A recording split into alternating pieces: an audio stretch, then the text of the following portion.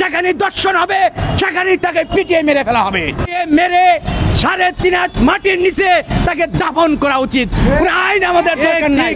যে আইন আমাদেরকে সম্মান করতে পারে না, যে আইন আমাদেরকে সঠিক বিচার দিতে পারে না, যে আইন আসামিদেরকে যে শাস্তির উপলব্ধি করে মৃত্যুদণ্ড দিতে পারে না, সেই আইনকে আমরা ঘৃণা করি। তাই আমরা বলতে চাই, এই বাংলাদেশের সমস্ত মানুষ যে যেভাবে আছেন ধর্ষণকারীদের বিরুদ্ধে রাজপথে নেমে যান, রাজপথে নেমে পিটিয়ে তাদেরকে সেখানে মেরে ফেলেন।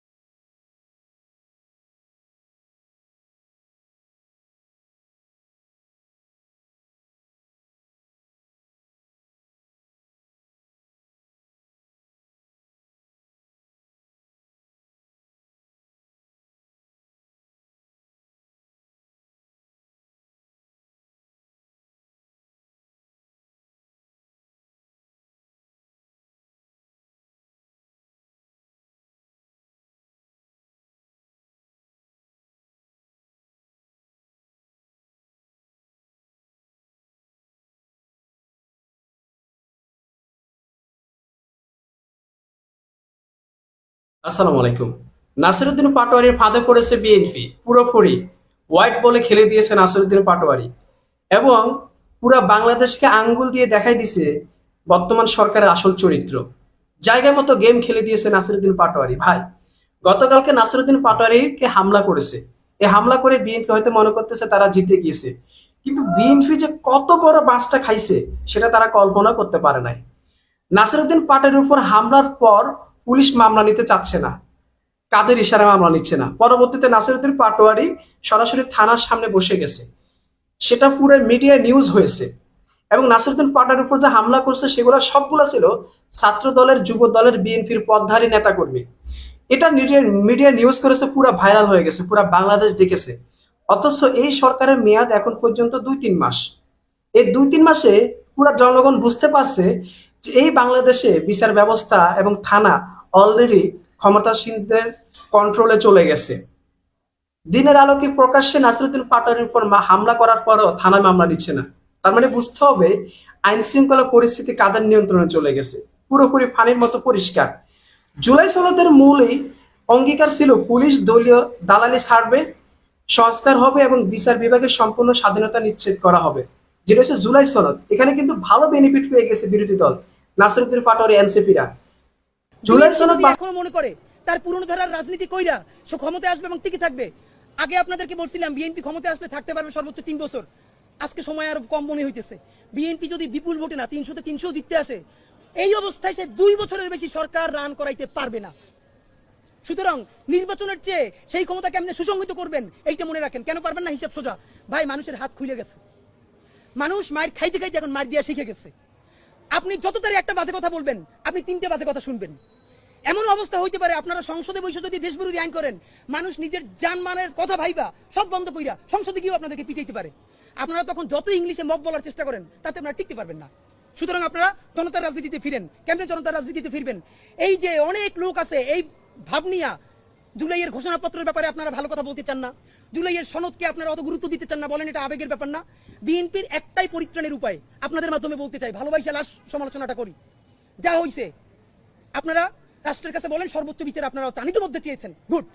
কিন্তু এই যে প্রতিবার বহিষ্কার করেন, কয়দিনের জন্য বহিষ্কার? এইসব বন্ধ করেন, চিরদিনের জন্য বহিষ্কার করেন। আপনি 5 জন রেপিস্টকে মৃত্যুদণ্ড দেন, 6 নাম্বার রেপিস্ট আপনি খুঁজে পাবেন না এই দেশে।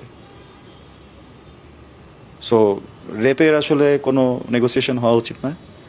রেপ নিয়ে আসলে কোনো কথা বলার কিছু নেই।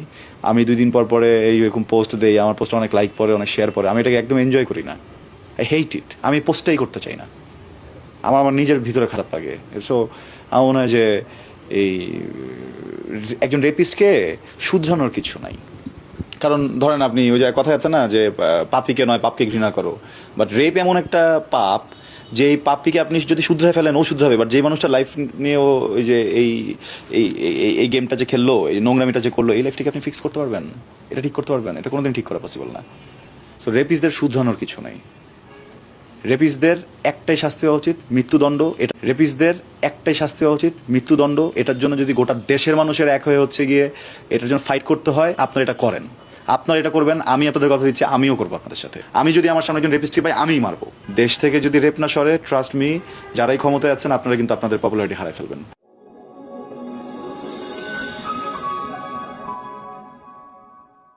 ইতিমধ্যেই আমার আইনমন্ত্রীর সাথে কথা হয়েছে, উনি বলেছেন এটার সুষ্ঠু ব্যবস্থা নেবে। তো আমি বলি যে মোমবাতির নিচে অন্ধকার, সর্ষের মধ্যে ভূত। ওনার অনুসারে আমাকে মারে, তারপরে উনি ফোন করে আবার বলে উনি ব্যবস্থা নেবেন। এটা বাংলাদেশে তাদের নমুনা এবং হাস্যকর একটা ব্যবস্থা। সাথে সাথে বিএনপির যারা অ্যাক্টিভিস্ট, তারা আজকে সোশ্যাল মিডিয়াতে নতুন করে বয়ান উৎপাদন, তাদের বাচ্চাদেরকে, সন্ত্রাসীদেরকে সেভ করার চেষ্টা চালাচ্ছে। এদেরকে একটাকেও সেভ করতে পারবে না, আমরা বলে দিলাম বাংলাদেশে। এবং তারেক রহমান, সাথে সাথে সালাউদ্দিন, আসাদুজ্জামান, এই 3 জন ব্যক্তি এই ভুলের খেসারত বাংলাদেশে তাদেরকে দিতেই হবে,